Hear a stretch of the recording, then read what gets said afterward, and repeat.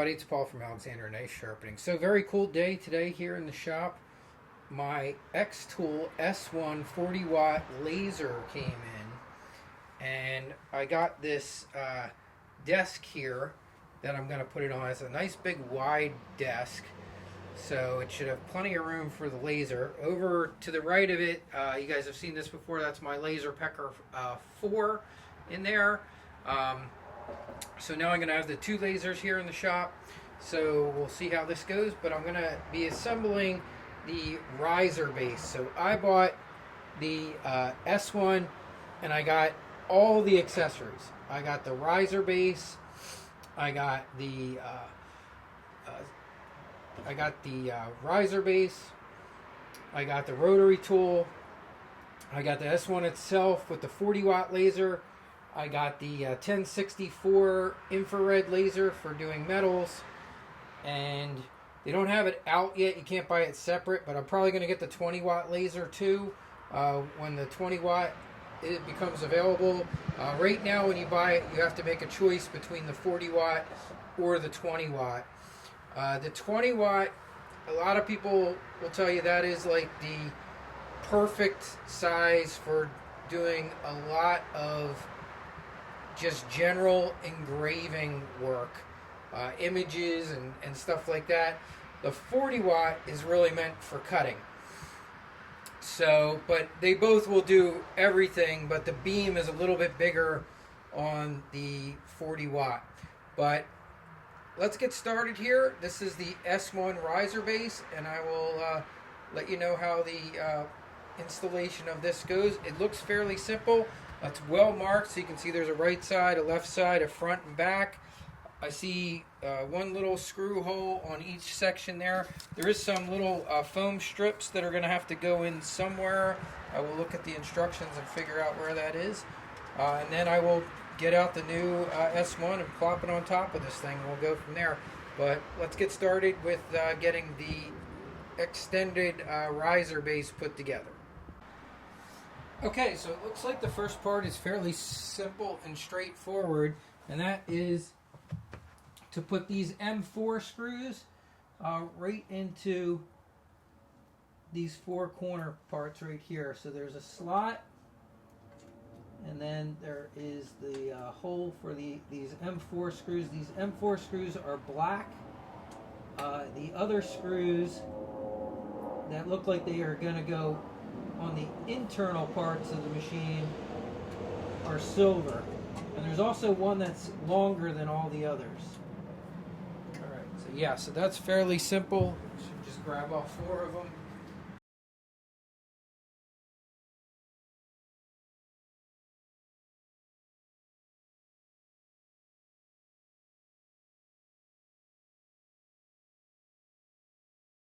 Alright, just a quick thing to note.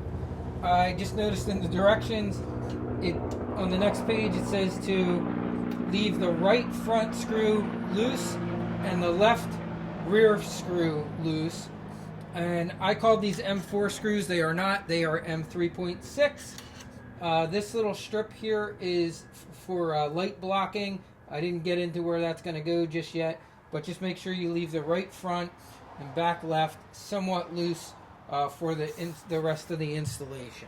Okay, so the next part calls already for the laser. So I'm going to go get the laser and unbox it and bring it in here.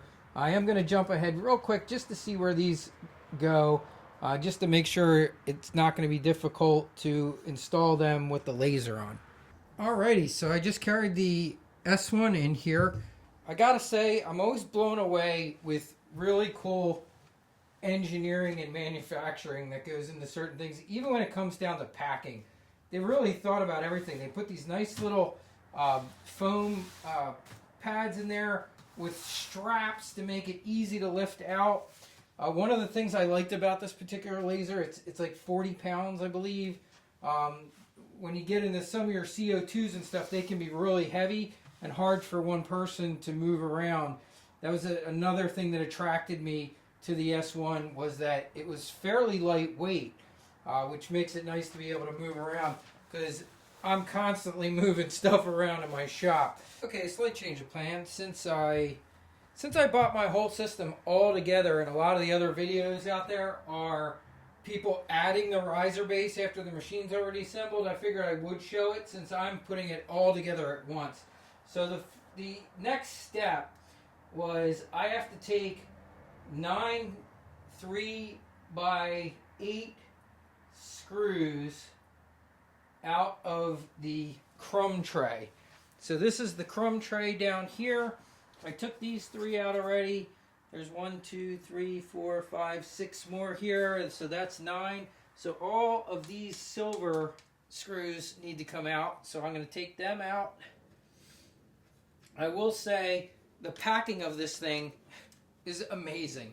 They had all the parts fit in here beautifully in foam. There are 2 areas here, these little yellow stickers that are reminding me that before I can use it, it looks like there's 2 special locks that are keeping it from moving around during shipping, and that you need to remove those. It says remove the rear limiting piece before use. So that's smart too, to keep things from banging around. So I'm just going to get this crumb tray out, and then we'll go on to the next step.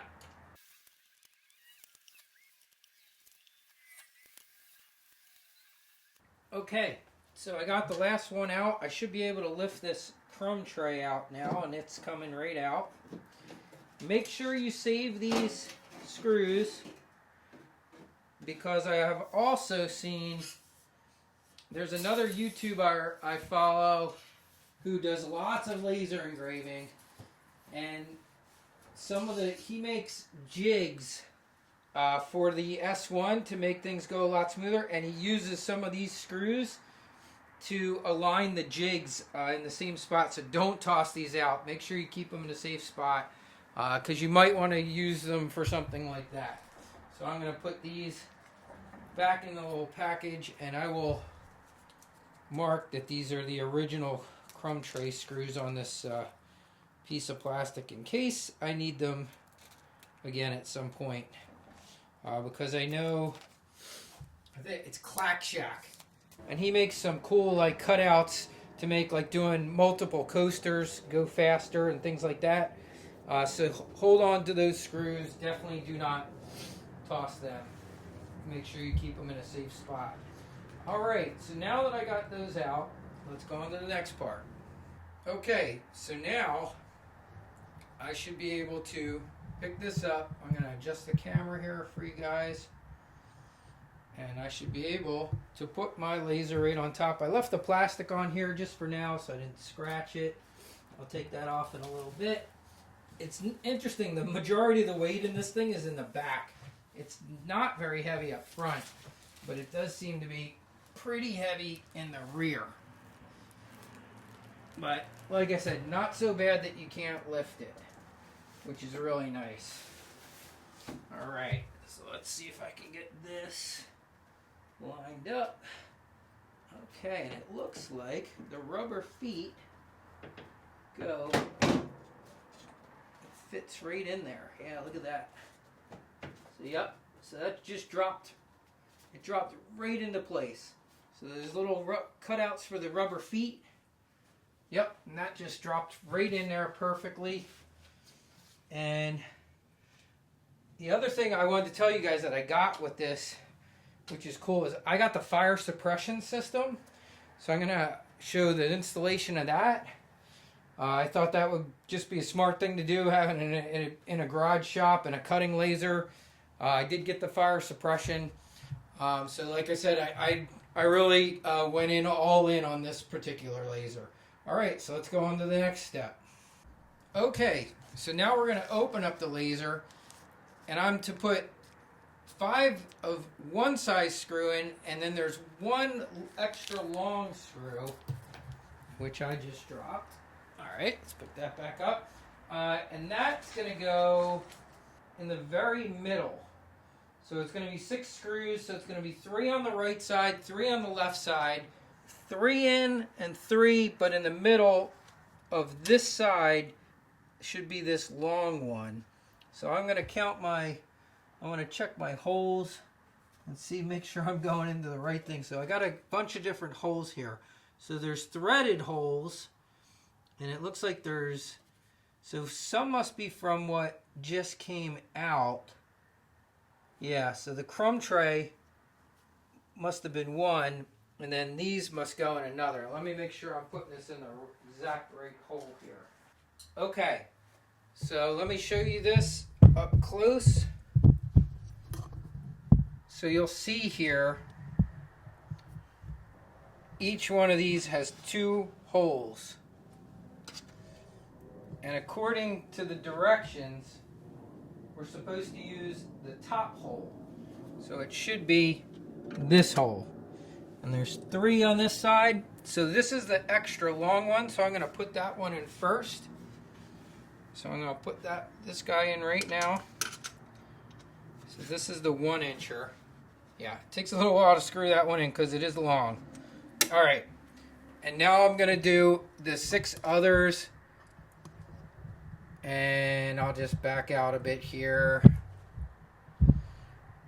And I'll probably time lapse this so you don't fall asleep just watching me put in 6 screws.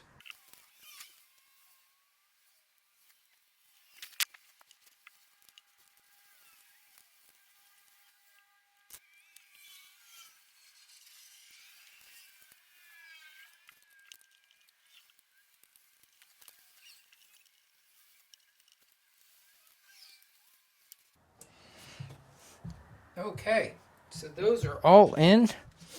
That was pretty easy, just a little time consuming. But they're all in, nice and snug. And let's see what's next. It says press to open the door panels. Mine are already open, but I guess we want to just make sure these are lined up correctly.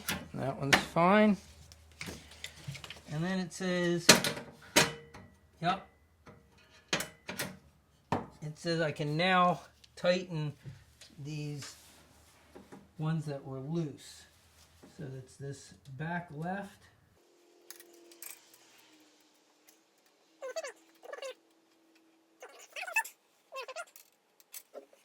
Which is easier to do from the open front door. And probably that one they expect you to go behind it, but I just went through the inside of the machine.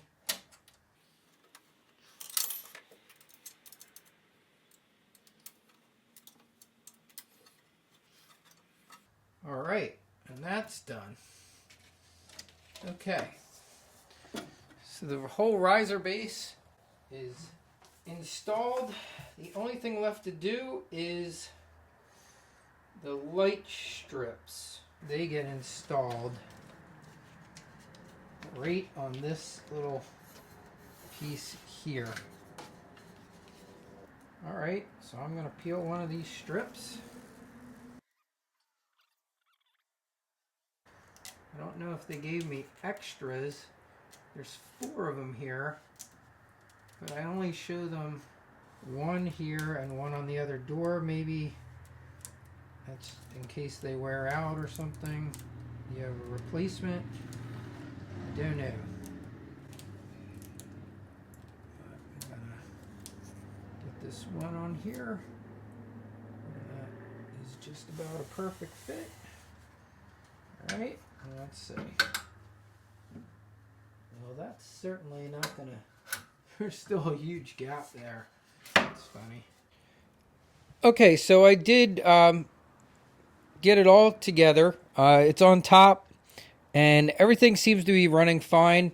My only little bit of criticism is that you can see there's a lot of space. I don't know if you guys can see that light. You see the light shining through there? There's a lot of space in the bottom, and there's space. There's gaps also on the side.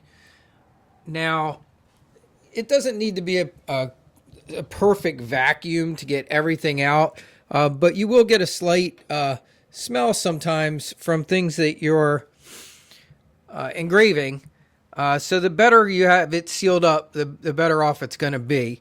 So what I decided to do These are also adjustable, by the way. If it's sticking out too far, you can turn these.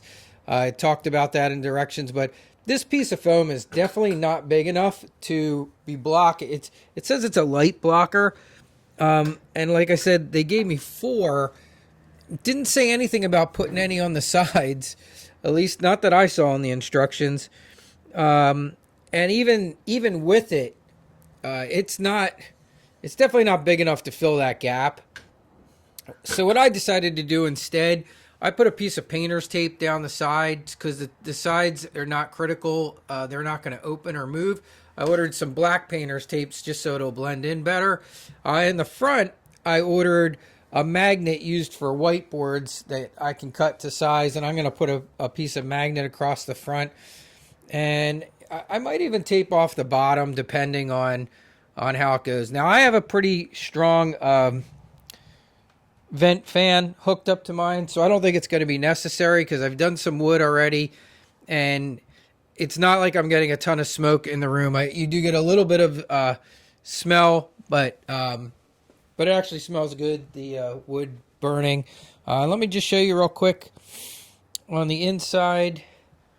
Here's a quick test I did of an eagle, and I did a engraving test on this piece of basswood plywood. I messed up my first one. I didn't realize in the Xtool there's like recommended settings, and then there's like you can do your own settings, but if you don't change it, it used the recommended setting on that engraving test on every single block. And then you can see this other one where I made it the correct setting, and it did what it was supposed to do so that I could use this to pick what the appropriate settings for this material would be. But other than that, it's been very easy to use. I did run into a small glitch with the software. Mine asked for a software update, and after the update, it wasn't recognizing the USB cable. But I reached out to the online forum. Both of the lasers I have really great online forums. And one of the representatives of Xtool reached straight out to me and talked to me through some things to try to get it working again.